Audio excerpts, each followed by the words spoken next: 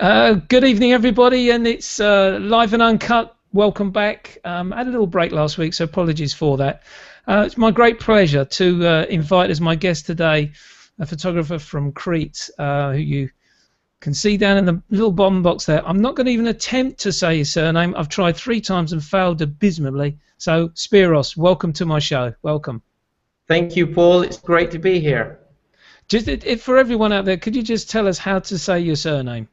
Yeah, well, my surname is Papaspiropoulos, and my name is Spiros. It's much easier to just call me Spiros.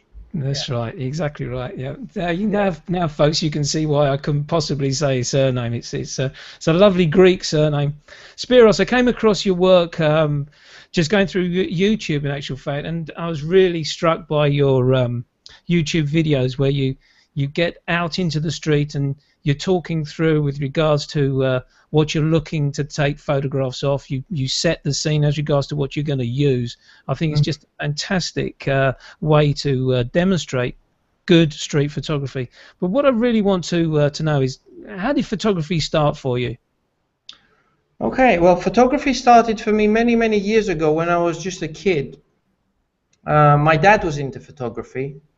He used to have a Yashica Electro 35 and a Nikon. I don't remember which model. I think it was an FM. I don't remember.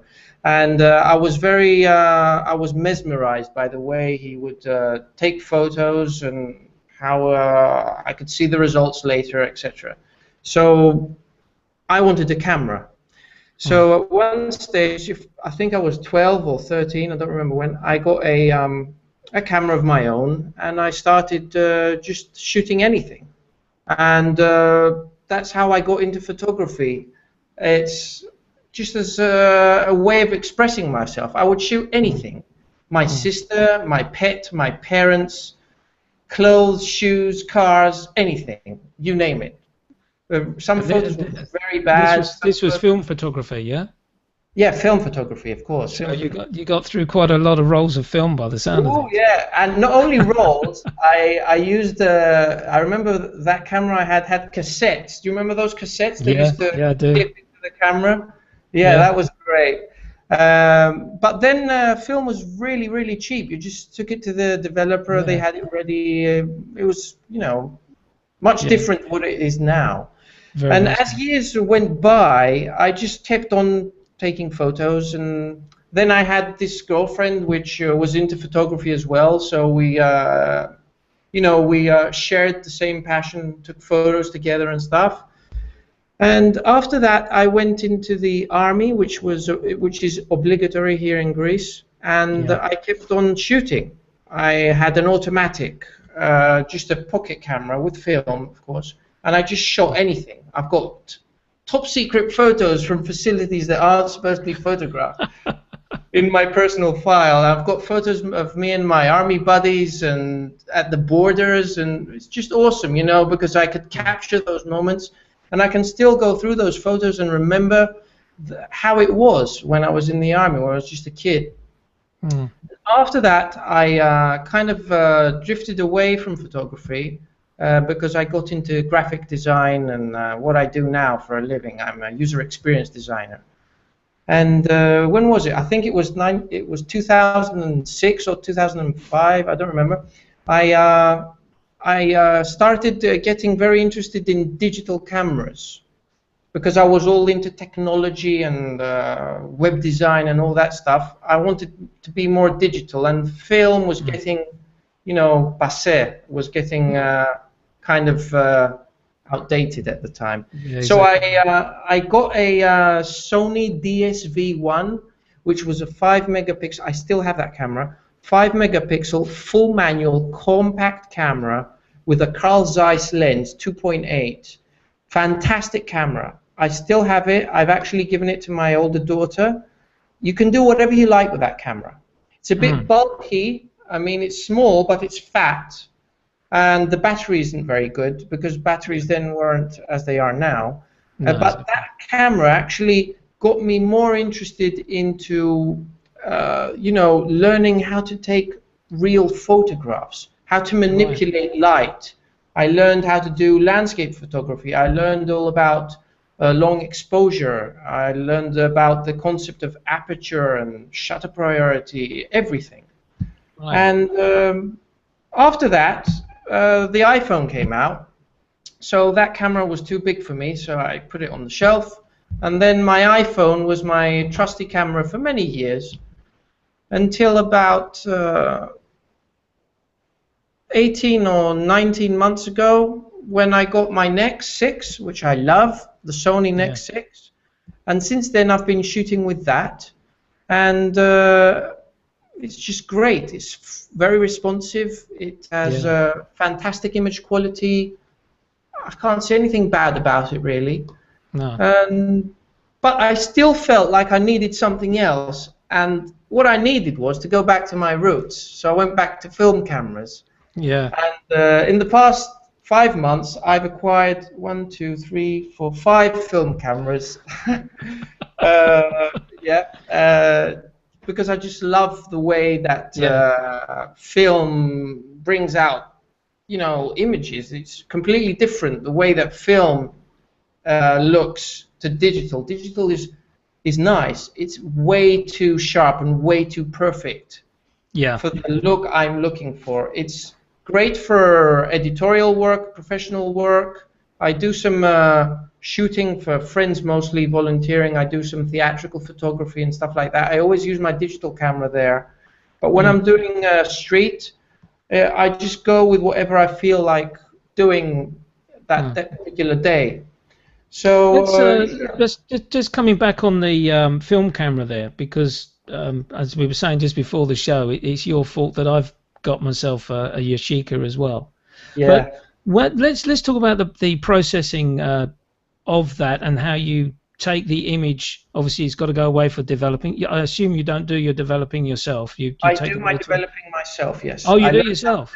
Yeah, my black and whites. Right. I've learned how to do it myself. It's actually much easier than I thought it would be. Right. Okay. And you taught yourself to do that, or did you get some instruction? I just saw it on YouTube. Fantastic. Yeah. Amazing. There are many nice videos on YouTube that explain the whole process. Yeah. And something that's noteworthy is that now with technology, we have very cool iOS or Android applications which actually help you with the developing film, because you don't have to do the calculations on your own. The time that each developer needs, etc. You just add the film you're developing, the developer you're using, if you've pushed or pulled the film, or if you've shot it normally, and it just does the calculations for you. And whenever you have to agitate, which means to turn the film bucket over, it just beeps and says agitate. So you just do it. It's very easy. Amazing. I think that when if you could send us a link on those apps, that'd be great. Yeah, sure. Just 1 second. Okay. Hello. Oh dear. That was unfortunate. I've unfortunately got to leave the phone on for an important call, but that's by the by. So apologies for that, folks. So if you could be kind enough, if you could send that that link on for that app, we can put that in the show notes after the show when I do the blog. Spiros, that'd be great to let people know. So once you've developed the film, you then take the you got the negative. Do you scan the negative, or do you get them printed and then scan the print? No, I scan the negatives. I don't do the scanning myself. There's a photo lab around the corner that does the scannings for just €3 a film, a roll. And it's much easier for me to just drop it off there. They have it ready within 3 or 4 hours. Yeah. And what size file do they give you then for those, 10 megapixels. 10 megabytes. 10 megabytes, yeah? Megapixels, yeah. Megapixels, yeah. So this is really now sort of taking it in a different direction for you. Obviously, we've, I was interested when I first saw your video. You were using the Nex 6, and you'd at the time you had an adapter and you'd found a lens to fit onto it. I think it was a 35mm at the time. I can't remember. Yeah, 35. Hmm. 35mm lens, and you went round and did that. But now, of course, as you say, you're using the film camera, which seems to be one. Why do you, no, not why? Do you find those three different Yashicas? You got three different Yashicas, is that right? 1, 2, 3. Yeah, 3. Yeah. Do they give a different result? Okay. Yeah. Two of my Yashicas have 45mm lenses. Right. Okay. Okay, the MG1 and the GTN. Why do I have two with the same type of lens? Well, the MG1, this one, I Yeah. don't know if you can see it. This Yeah. is my I don't care if I break it camera. Okay. So I take it with me to the beach. I take it with me wherever I go, and I don't care if I drop it. It's fell down many times. Nothing happens to it. It's just my, my tank. The GTN, on the other hand, is brand new. I found it. A guy had it. He'd never opened it ever, ever. Unbelievable. And it's just brand new. Do you want me to show it to you? Yeah. Yeah. Sure. Please. So I use this when I go street shooting, but I don't care. I don't. It's not raining or anything like that. I'm with you. This is it. Look at it. Can you tell it's brand new? Fantastic. Yes. Wow. Look at it. Superb. It's in perfect condition. I mean, I opened it up, and it's never taken one roll of film inside before I used it. Amazing. And the other one I have, which is my simply favorite one, and I'll explain why, is the Yashica CC, which is in great condition as well. The CC is my favorite one. I've got an ND filter on. I'll explain why. Is my favorite camera because it's got a 35 mm lens. I'm with you. And that allows me to use hyperfocal focusing. So I don't even have to focus. And with the bright sun here in Greece, I have it on f/16. I know that if I've got the distance, the rangefinder to 2.5 meters, I can just look through the viewfinder and click the shutter button, and it's in focus. So this is very good for the street. And tell us why you've got the ND filter on there. Yeah, this camera, I don't know why Yashica did this at the time, but this camera has only a top speed of 1/250th of a second. Yeah, I read But about the this, other yeah. Yashicas all have 1/500th of a second. Yeah. So when I use a 400 ASA film, I have to slow it down somehow, otherwise I get overexposed photos. Right. So I use an ND filter to slow it down. Which ND filters that you put on there? Hoya. Yeah. What density? 8. Really? Yes. Crikey. And that does the trick. Yes, it does the trick. Is it focus? No, it's not. A little bit too close. You can take it away a little bit. Not focusing. Never mind. Oh, there we go. Just got it at the end there. Yeah. That's a really interesting trick. That really interesting trick. Yeah, the idea came from landscape photography, which I used to do. Yeah, of course. Yeah. So, Spiros, why street photography?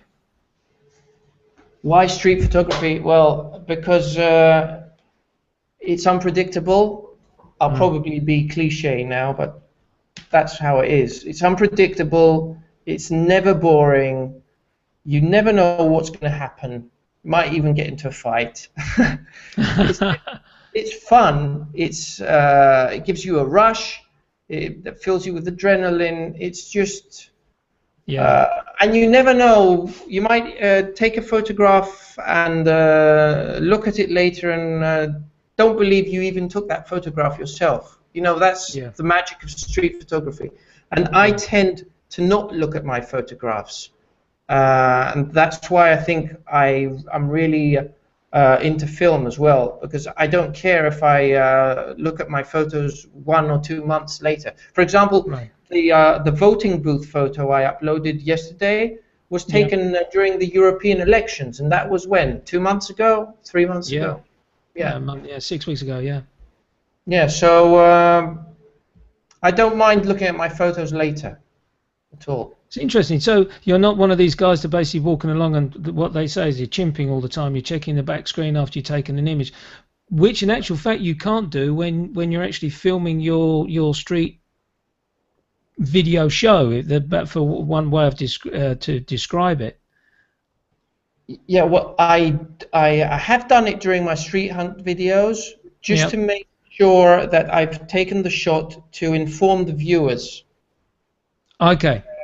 Yeah, because I feel when I'm talking to myself, I feel that I'm talking to the viewers and I'm having like a conversation, a silent conversation. So sometimes I say, I don't know if I've made this shot. So I look and I say, okay, the shot has been made. Mm-hmm. But when I did the film version with the Yashica, I couldn't do that. No, of course not. Of course not. Yeah. Why do you? We were talking about this just before the start of the show, and I've got my opinion why street photography has become so popular. I just wanted to know what your views. Why do you think it seems to have exploded? To be quite honest with you, whereas you go back all those years ago, and the infamous Henri Cartier-Bresson and the Brassai guys were taking their images, we would see those developing coming through on books. There was more sort of fashion photography and landscape photography being taken in. Why do you think street photography has really exploded? I agree with you. Now? Yes, I agree. It is exploding, and I think it's because of the internet. Yeah. Ideas spread much faster, like wildfire, and people are more open to. Well, I think that street photography is something that's you either like it or you don't. And in the older days, when there was no internet and you could only find street photos in books, maybe you didn't have the chance to ever see a street photo. You might even like street photography and you never knew about it. You know what I'm trying to say? Yeah, I think, So now that the web is here and that information travels much faster and all over the world, and people have access to this type of photography, they can. I think it's just cool. It's great if you understand that it's a moment in time that cannot be repeated. If you just get into that way of thinking, then you understand how precious it is. And how interesting it is, because I think what you saw before with the books and that was basically along the lines of is like a documentation of what was going on at that time. You would see street photography of high streets, buses, trams. Then of course you had the photography, journalistic photography of war, and of people in hardship, that sort of thing. But you never saw it as it happened. Now we're in a situation, as you say, the internet, people now can see what cities are like now, what activities are going on, the outrageous people in Times Square and the people just sunbathing on the Bournemouth beach, with classics with Martin Parr. And people now like to view that. It is an acquired taste, because a lot of people would prefer to see a photograph of a rose or maybe of a landscape. But you're right. When you're out taking street photos, there is a rush, because you don't know how you're going to get the reaction from if you are taking a portrait of someone, or the reaction of someone who's walked into your frame. How many times have you taken a photograph where someone's tried to duck out the way, and you say, don't worry, just carry on. And it's nice because conversations develop, don't they, from your experiences. I'm finding that as well. How do you get across that line, that line where you see someone and you want to take their photograph, you want to take their portrait? How do you go about crossing that line, as I call it? This is a very difficult line for me to cross, I would hasten to add. I'm finding it very difficult. Well, first of all, I always smile. Yeah. I try to be as charming as possible. So I smile. Yeah, I smile and I just take the photo. Or if I have this gut feeling that I have to talk to them before, Yeah. I talk to them before. I don't believe in firm rules. Like some fellow street photographers believe that if you talk to a person before you take their photograph, it's not street photography. Well, as far as I'm concerned, it is street photography. It's part of photographing people in the street. And it is difficult to talk to people you don't know. I think it's as difficult as not talking to them. I mean, it's difficult either way. So it just depends on the mood and your gut feeling as to what choice you're going to take. So you can either talk to them or you can either not talk to them and take the photo. 99% of the times I take a photograph, I've already made up my mind that I'm going to take that guy or girl's photograph the second I've seen them. It's like I've got some mechanism in my brain, and I see a person's face, and I instantly know if I want to photograph them or not. Yeah. So exactly what you mean. Yeah. So now, if I talk to them or not, it depends on my gut feeling. It depends on my mood. It depends on their mood. So if I see their look like being very wild or angry, but I still want to take the shot, I introduce myself and I explain what I'm doing, and then I usually get the shot. But if I see that they're more relaxed, I just take the shot without saying anything, and I just say thank you afterwards, and I smile, and I go away. So we've crossed that line. You're taking the photograph. Your style, I understand what you're saying, where a lot of people think that the posed street photography is not strictly street photography. It's the portrait. It doesn't bother you either way. You like the candid work and you like the straight portrait work. And the other one one video which I watched, which gave me so many ideas. It was just fantastic. Where you're walking down the street and then you ducked into an alley, and you waited for someone to move into that staged area. I thought that was a fantastic, because there was a motorcyclist came round. I think he nearly knocked you over, and then there was a lady walked past. These are all sort of aspects which, viewers, you got to check Spiros out and his Street Hunters videos, because there's some really great street photography tips which, once you see it in action, the penny drops.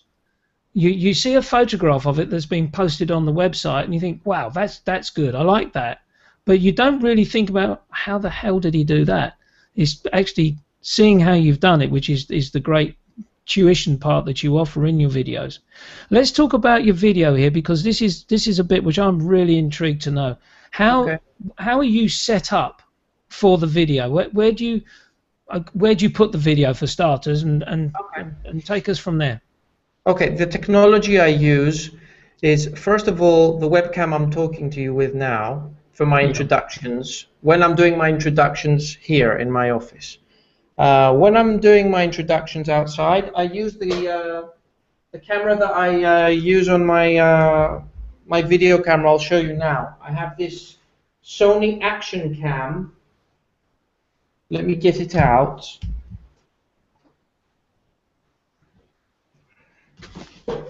This is uncut and live, so this is it. This is the whole thing about live and uncut. Yeah. So it's somewhere in the arms and the eyes, all included. Nothing's cut out. No editing. Yeah. There it is. So yep. This is it. Right. That's a Sony Action Cam. Yeah. And it's got steady shot, etc., and a wide-angle lens. And I found this on eBay, which cost me like €5, I think, or €7, don't remember. And it's an iPhone holder for a tripod. So I just stick that in there, like that. But I noticed, I noticed that when I put it all the way in, the sound doesn't come through because the speakers are here. The microphones are there. Right, okay. Yeah, got it. So what I did is I've cut a piece of rubber eraser. Yeah. and I just put it here, and it doesn't touch. So Okay. so when I speak, I've actually got the camera right in front of me here, and it's either connected on the Sony Nex with the tripod mount, like this, I'm with you. Yep. or my film cameras with their hot shoe, you know. So you're actually using the hot shoe of the camera to position the video on. Yes, Yeah. the hot shoe, Yeah. and Yeah. this little thing, which I got on eBay again, which is an adapter from hot shoe to tripod, a hot shoe to tripod adapter. There it is. Fantastic. Yeah. Simple as that. Simple as that. Yes. And how long can you actually record that video for? We're using that Sony cam. I can record for 4 hours, I think. That's enough time really to get something sorted out. Then obviously from there you then go back home into your studio and you do your editing, because what is nice is the way you show the walkabout, you start making the shots, and then you bring the shot that you've taken into the video by splicing it in. Yes, I processed the photographs. I processed them all the photographs. And the only photos that are not included in the video are the photos that are part of that have a video that's not good. So, for example, if I've shot a video that's really shaky and bad quality, but I took a good photo, I'll not show that photo. Because the whole experience, I think, for the video is to be as smooth as possible and to have a general good user experience. Yeah. I think that comes from my work, from being a user experience designer. I want the video to be a good user experience for the viewers. So if I've taken a good photo, but it's taken under really bad video conditions, I will not show it, so it stays out. But usually I post like 75 to 80% of my photos. That's a good return. Very good return. I want to show viewers all the shots, well, as many as possible. Like with the film Street Hunt I did, I showed all the photos except one which I accidentally clicked while I was walking, and it didn't shoot anything, and the video wasn't recording at the time either. So I think that it's a part of the whole experience of street photography. Thank you. At that point, I want to ask you, how many times have you taken a shot with your film camera with the lens cap on? Oh, I don't know. I've got to admit, I've done 2 already. I think I've done about 2 or 3. Yeah, I think I've done about 2 or 3. I'm thinking about putting a little sticker on the back of my camera just to say lens cap off. You know, so something like that. The good thing is this camera, the Canon, right, won't shoot if it's in the red zone. So if it's this is a shutter speed priority. So if I've cranked the lever and I'm ready to shoot, but the meter is in the red zone, it won't press. That's like the Olympus Trip 35. That's exactly the same principle. Yes, I remember that. Yeah. So if you've got a lens cap on, it won't shoot. It's great. So okay, I know you touched on it before. Let's talk about the gear you use. You've got the Sony NEX6. Yes. Let's have a look at that if you got it by. And what's your favourite lens on that you're using at the moment? This one. This one is my totally favourite lens. It's the 20 ml Pancake. Look at it. Small. Look at that. That's equivalent to 31 millimeters full frame. Yes, 1.5 crop, isn't it? Yeah, it's about 31 mil. Yeah, that's a nice street focal length, isn't it? Yeah, this is a great camera. Yeah. I really like it, and it's still on the market, and it's at a good price. Yeah. And I had a Sony NEX3, which didn't have the viewfinder, and I did struggle with not having a viewfinder. I needed that, and then I switched from that because I was still using a lot of Nikon equipment at the time. I switched to the Nikon V1, which was great camera, but I found it just a little bit too small in my hands. And then at that time, I was starting to really look at the Fujis, and that's when I sold all my gear and bought the Fuji Xe1, which is a 1.5 crop sensor, and the Yeah. 18-55mm lens, and one camera, one lens was born from that setup. I'll tell you what I'd like to do now, Spiros, is let's have a look at some of your great photographs. I'm going to go to screen share, Okay. and for those, can you see that okay? Yeah, I can. That's lovely. So if I just for the viewers, just to explain before we start, I've using Pinterest here, and I've an idea I copied from Ted Forbes. Taken some photographs off Spiros's website and put it into Pinterest, and all the images are credited to him. I'm not pinching or stealing anything here. But on the portrait side, if I double click, as you'll see now, we're getting quite a large image. So let's start with this one, because the rest I think are all landscape, Spiros. If you just talk us through this image, where it was taken, and you know, just tell us about the image. Okay. This image was taken in Rethymno. This is the town I live in. It's a small town here in Crete. And this is the only orange wall in Rethymno. It belongs to a little shop. I think it's a baker shop. And this guy was there talking on the phone. And as I was walking, I saw him, and I just loved the color combinations. I loved the orange t-shirt, the orange wall, the orange reddish bag, and then there were the blues, the blue ground, the blue trousers, and that blue glove that really stands out there in between the reds. It just captivated my attention. I was very close to him. He was on the phone at the time, and he wasn't paying any attention to me at all. So I slowed down. I had the Sony NEX, and I framed using the LCD screen. I didn't bend over or anything. I just did this like this. I took the shot and walked away. That's it. That's all. I just loved the light and the colors in this shot very much. Yeah. That's why I took it. It's a great shot. I've just realised I should have gone to a single view of this image, so I'll leave it up for a little bit longer to let's just take this image as an example here. What have you done in post-process for that image? I post-process my digital photos using Photoshop and Nik software, which is a suite from Google. And I use color effects from that suite. Sometimes I use Viveza. Viveza 2 is what I start with. I load my image in Photoshop. I start using Viveza to play with light, because Viveza is very good at manipulating light.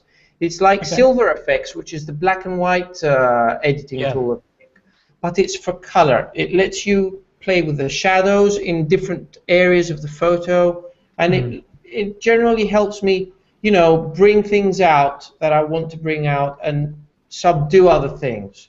So I kind of guide the viewer's eye by using shadow and light with Viveza and contrast and stuff like that. And then once I've saved my image in Viveza, I open it in Color Effects, and I have made myself some presets there, which I like, color presets.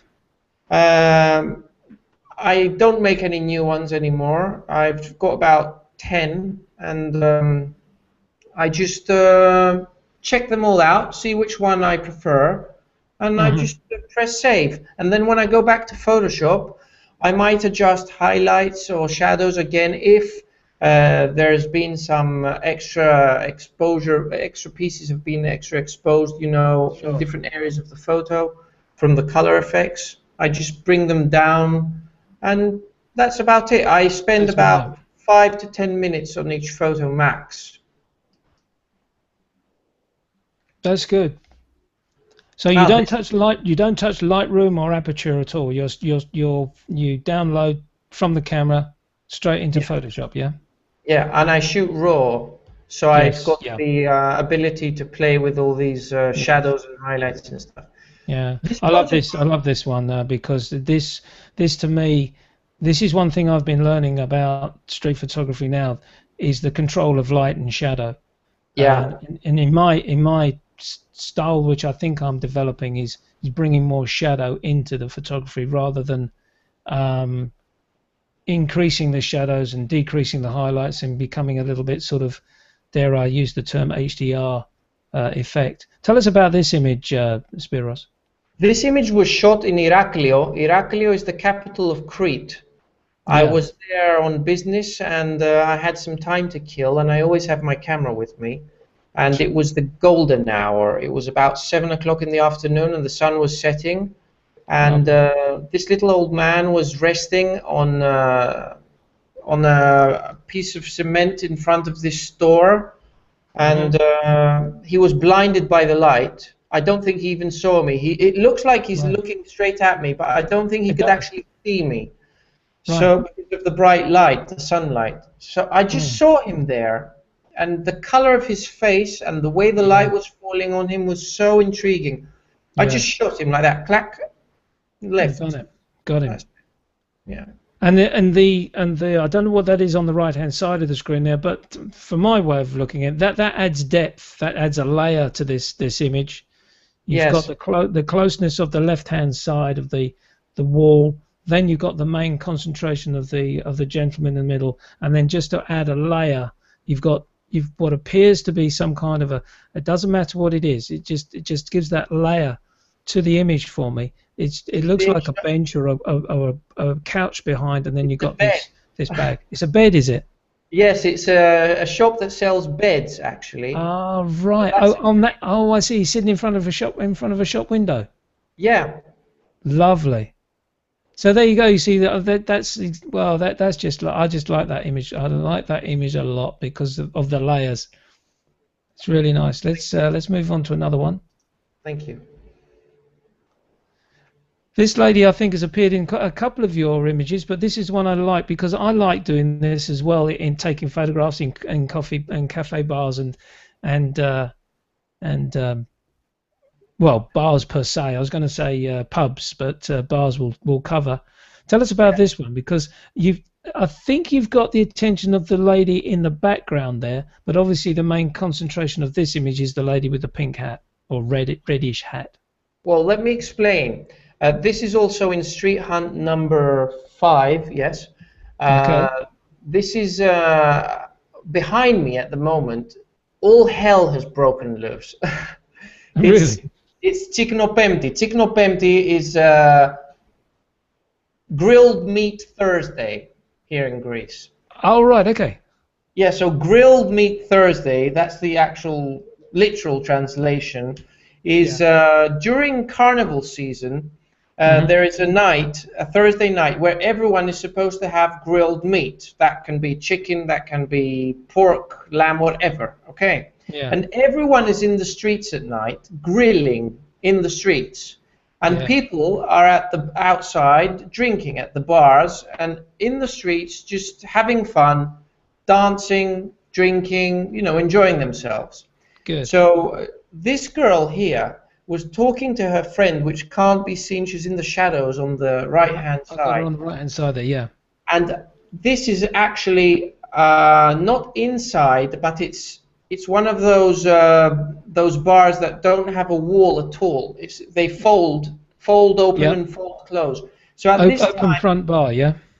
yeah. So I'm Yeah. actually standing in the street on the pavement, Ah, right. Okay. about 2 or 3 meters away from her, and I'm taking the shot. Now the lady in the blue sweater, I don't know if she's looking at me or if she's looking at something else behind me, because as I said before, it was just crazy at the time. Yeah. Exactly. Yeah.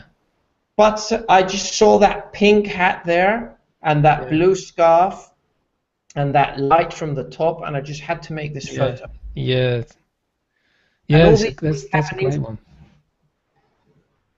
That's a great one. I like that. Because it does look as though this lady, if you can see my cursor, this lady in the background there is looking at you. But as you say, if there's all chaos has broken out behind you, that's probably what she's looking at.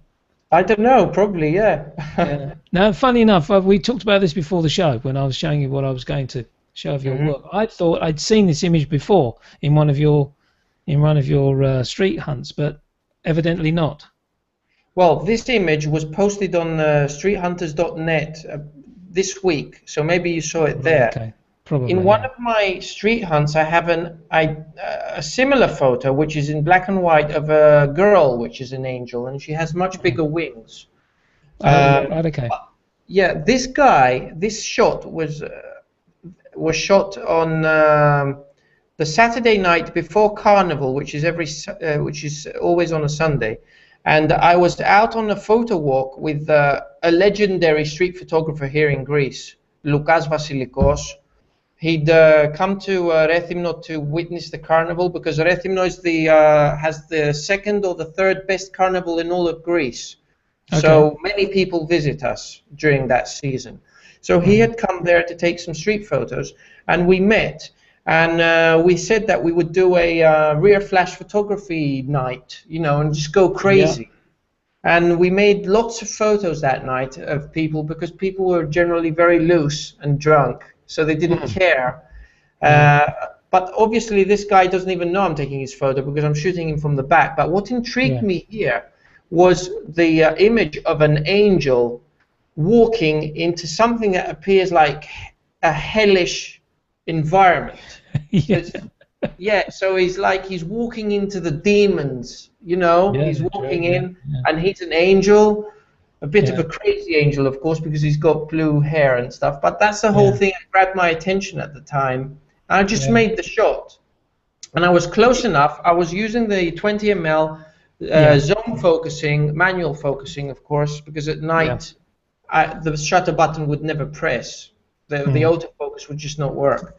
Mhm. So if I remember correctly, this was a F11 Yeah. at 800 ISO and manual focusing at 2 meters. So I had everything in focus from a meter and a half to about 5 meters, I think, if I Yeah. remember correctly. So this was quite easy to shoot shot. And your shutter speed of the camera must have been at around about a 15th maybe, but you've caught the angel sharp because of the flash. 1/60th, yeah. 1/60th, right? Okay. 1/60th, yeah. Yeah. Nice Yeah, image. the angel is caught sharp because of the flash, yeah, the distance. Yeah, exactly. Yeah. Yeah. I just clicked the wrong button. I was going to show this one because this fella looks a bit bemused as regards to what you're doing. The lady in front knows exactly what you're doing, so she's giving you a little smile, and you got Yeah, the town behind. I wish he hadn't smiled, but never mind. That probably that's the way it goes, isn't it? Yeah, that's the way it goes. I just saw these guys coming towards me, and I remember this is exactly what I did. I just remember this scene perfectly. I walked to them like that. I was completely aggressive, Yeah, yeah. I had this little flash. This is what I do the flash work with. That's all. So I just walked to them like that. They saw me walking to them, and I just hit the shutter button. I just flashed them in the face. Oops, sorry. And I laughed. I heard her laughing, and that was it. And got it. Happened Got in what a you were split looking for. second. Yeah. Yeah. Let's see if we can get to this one here. This is obviously a flash again. You can see the reflection on the window, but it's atmospheric here. I like this one. It's a bit of atmosphere. I like this photo. I usually don't like my photos, but this photo I like. The reason is because it's covering his face except his eyes, his Yeah. eye, and you can see that he's looking at me. Mhm. And I don't know, I just love this photo. Yeah. It's You're shot looking outside the in taverna. you're looking in on life here. You're looking through the door and your windows, and Yeah, they're eating inside the there's some taverna. activity going on, isn't there? Yeah. Yeah, they're eating inside the taverna, and Sure. I remember I took my time with this shot, and that's why the guy's looking at me, because I Yeah. was trying to imagine where the flash would hit Yeah.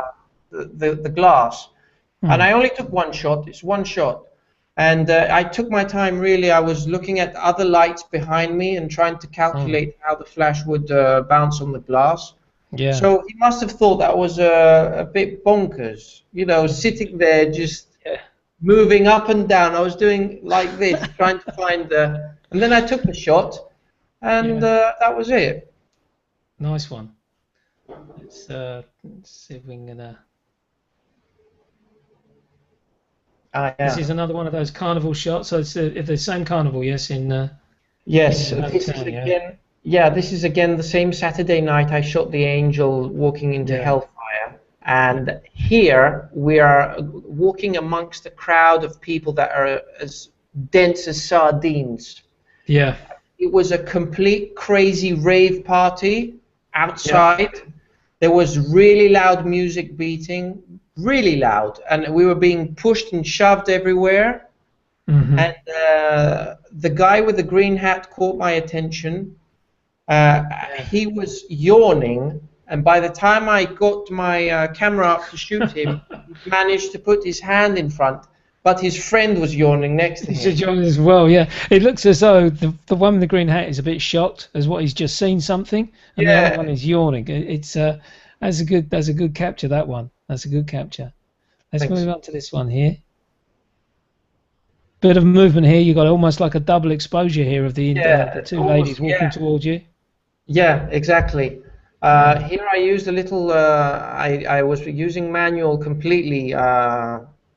Settings, and I had a slower shutter speed, and I managed with the flash on the Sony has this pre-flashing stage. Yeah. I don't know exactly what happened here, but I think something happened with either that pre-flashing stage or with some light behind me, but this was completely by accident. Yeah. This shot. I was aiming to create an effect similar to the angel walking into hellfire, with a blurry background but a sharp sharp foreground. But it turned out like this, and I'm quite satisfied with the result. Yeah, no, it's a nice shot, and really sometimes accidents, mistakes do happen, and you end up with an interesting shot. People will look at that. How did he do that? And I wish I could replicate it though. Yeah, that's right. I'm sure you. But that's street photography. It's exactly right. It is indeed. Yeah. Now this is the final image out of the selection. I really like this strong purple color on the right. I'm going to call it purple on the right hand side there with the door handle, and then again it's layers for me, Spiros, which I just love layers in photography. You got the purple wall, the door handle, the door, and the frame, and then the girl inside. It doesn't matter what she's doing. We don't need to know that. Just slightly out of focus. This is and again the yellow in the background. So we've got something like 5, maybe 6 different layers here. I really like this shot. Thank you. This was shot on Chiknopemti again, the night of Thursday grilled meat night, and I was drawn in by the colors. It was amazing colors. I remember that beside me and behind me, people were dancing and going crazy, and I saw this girl alone. She was studying because we've got a university in town, and there are many students here, and she was studying, and the whole composition was just ready for me, actually. That's how I felt anyway. I just raised the camera. I knew what I was going to shoot, and I just shot it like that. NEX again and a flash. Let's have a look down the bottom, because I like what you've done natural here. Natural light. Yeah. That's a beauty. That's a beauty. I've got to be honest with you. I think that's my favourite. I love this is my favourite without a shadow of doubt. But I love this shot of the old gentleman. They're 2 of my favourites out of that selection. Thank you very much, Paul. Absolutely fantastic. Let me just come out of this because it's stuck on me. We should now sort of switch over to you when you talk. Great photographs, Spiros, and what for the viewers that haven't come across your Street Hunters videos, I will put the link in my blog. To your YouTube channel, and you can see Spiros going through the streets and taking these photographs. He obviously is talking to you as well at the same time and giving you a good commentary as regards to what he thinks, what he's looking to do, which is really great. There are other similar type videos, but you don't get that commentary with regards to, oh, I've got an idea here, I'm gonna do this, I'm gonna do that, and I won't spoil any of the videos, because if you're into street photography and you want to learn street photography, this is a very, very good place to start with Spiros' videos, and joining up with his Street Hunters as well, and his on Google Plus and Flickr and the others is really great, because it's a great community you're building here, Spiros, with your friends. It's really great. Spiros, we're at that time in the show where I get my guest and I do a one-word association with photographers.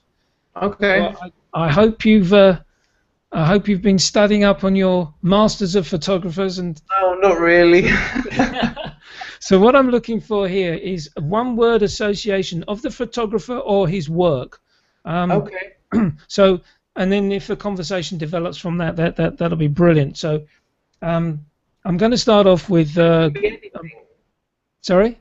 It can be anything, any word that just comes to mind. Any word that comes to your mind straight away when you hear this photographer, either a word that describes his work or the photographer himself. Okay. Okay. So here we go. First one is Henri Cartier-Bresson. The father. That's what comes to mind. The father of street photography.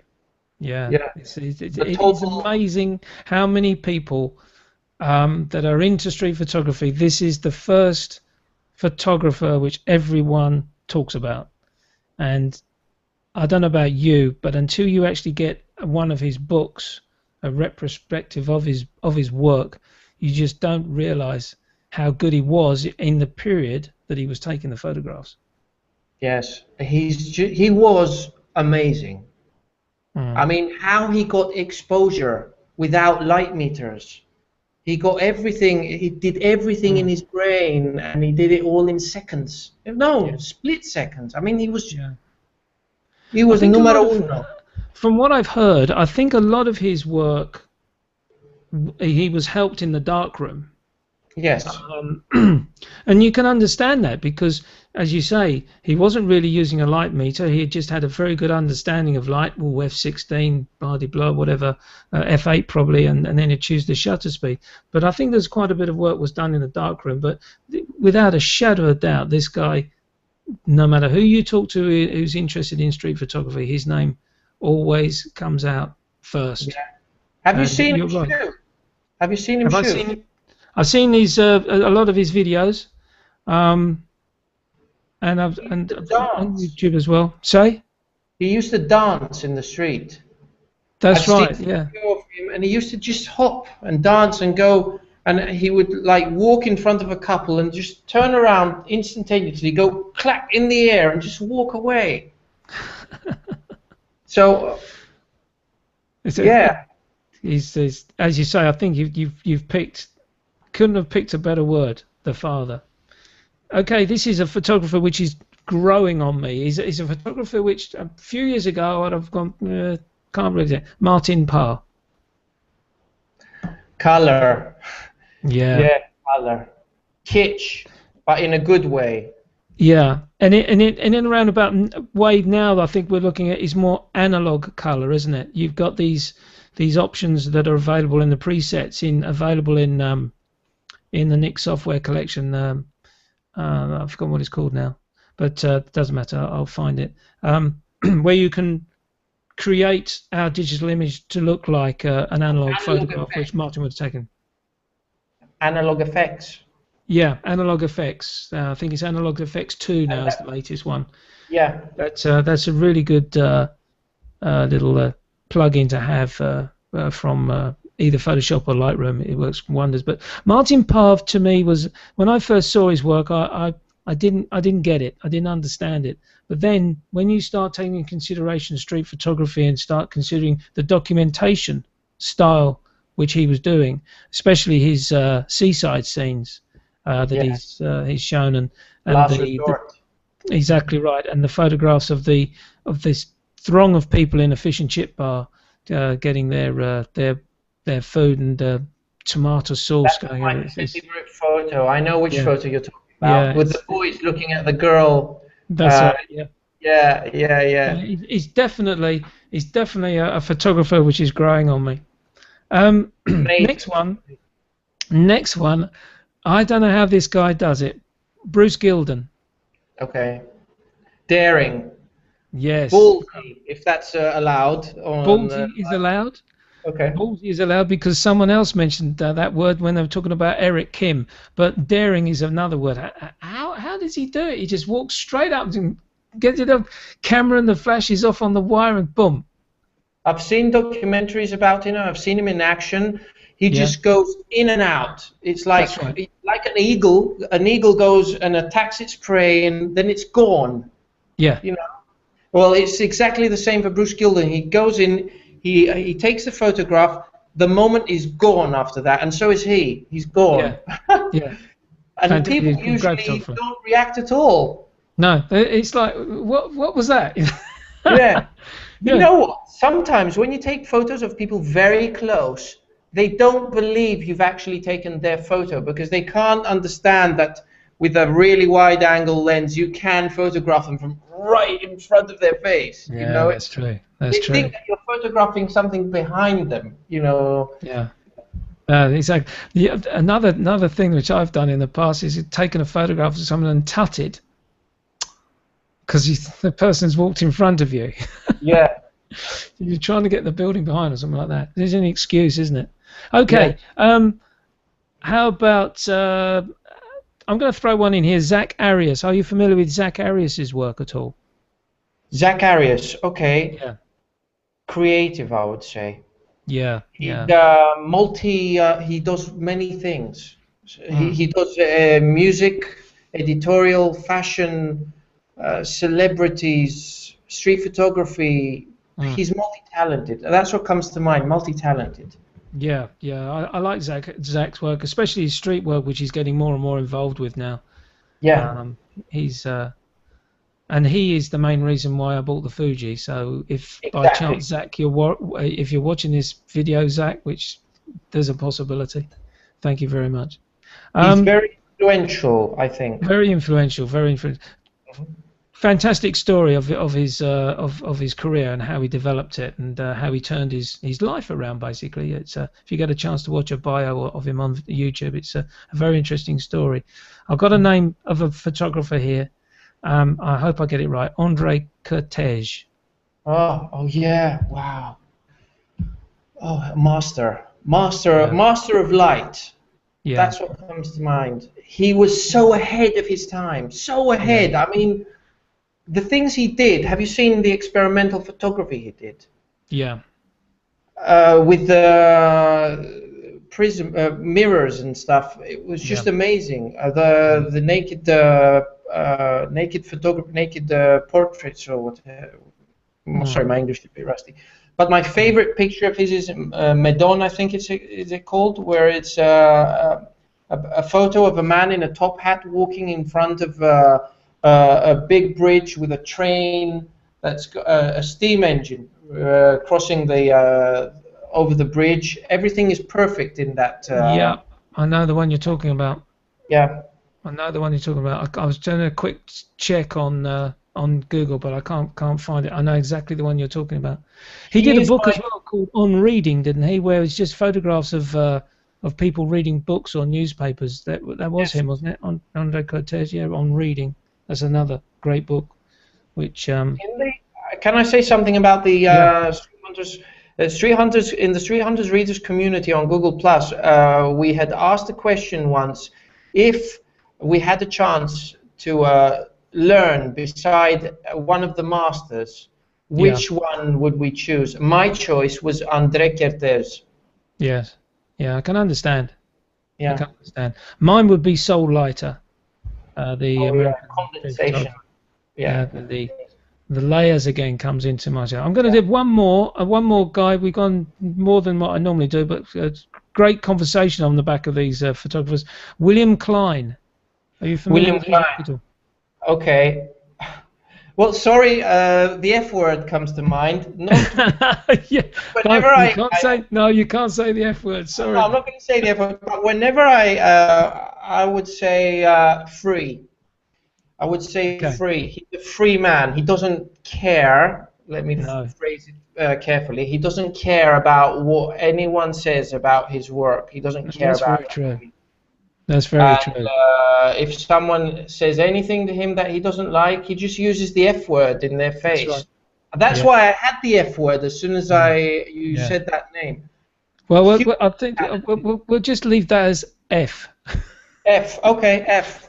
It could be free, you know. Free is a great word. Leave it at free. I love him. I That's, love that's him. good. He's No, great. look, Doing there was stuff an now. exhibition of his over in London last year, which I went to see at the Tate Gallery in London, along with a Japanese photographer. I think he's Japanese. Yeah, Daido Japanese. Moriyama. Daido Moriyama. Yes, Hmm. fantastic exhibition. That And exhibition was about blur say again. in photography. That exhibition was about blur in photography. I remember That's right. reading. It was. Yeah, that's right. Um, So I really enjoyed seeing his work. In actual fact, it would have been for the first time that I saw his work, and since then been very interested in picking up books and seeing his work. This has been great, Spiros. We're bang on time. Absolutely Excellent. superb talking to you, telling us all Excellent. about your style of photography and the equipment you use. And I like your style when you go out. It's one camera, one lens, which is Yes. just up my street, and the way you develop your work as well. And Street Hunters is growing and growing, which is absolutely superb. And it's really like watching and looking at the photographs on there. And another thing which is great about it, which I really like, the way you've actually set your categories down in the community. And I've found you're getting a lot of comment, and people like your work. They make a comment, which is priceless when you're Yes. learning about street photography. So all the power to all the members on that site, and I'm certainly trying to put my comments in as well for what it's worth. But anyway, everyone who's joined us tonight, thank you so much for joining Spiros tonight. I hope you've enjoyed the show, and well, it's at the end of the show, and you know what I have to say. That's right. Leave your camera bag at home. Good night, everyone. Good night.